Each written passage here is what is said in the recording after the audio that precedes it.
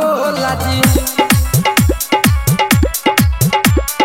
गरदन में लटकल छे सांप के माला, देखे में लागै छे एकदम काला। धूप छे डरावना छै दिला वाला, सब कोई छियहि करे चेला। बम बम बोलो बोलो हर हर भोला जी। मुँह से धुआं फेंकै छे बम गोला जी।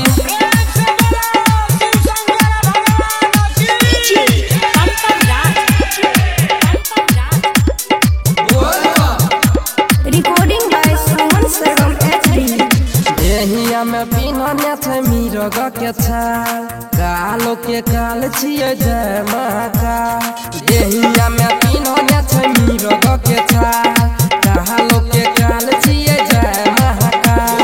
बम बम बोलो बोलो हर हर भोला जी। मुँह से धुआं फेंकै छे बम गोला जी। गरदन में लटकल छे सांप के माला, देखे में लागै छे एकदम काला। धूप छे डरावना छै दिला वाला, सब कोई छियहि करे चेला। बम बम बोलो बोलो हर हर भोला जी। मुँह से धुआं फेंकै छे बम गोला जी।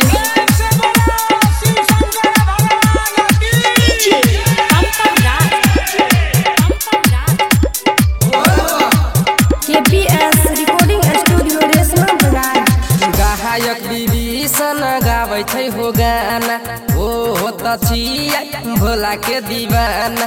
राइटर सुमन एचडी लिखने छै गाना, ओ त छियै भोला के दीवाना। बम बम बोलो बोलो हर हर भोला जी। मुँह से धुआं फेंकै छे बम गोला जी। गरदन में लटकल छे सांप के माला, देखे में लागै छे एकदम काला। धूप छे डरावना छै दिला वाला, सब कोई छियहि करे चेला। बम बम बोलो बोलो हर हर भोला जी। मुँह से धुआं फेंकै छे बम गोला जी। Recording by Suman Sargam HD. KPS Recording Studio, Resna Bazaar, Madhepura।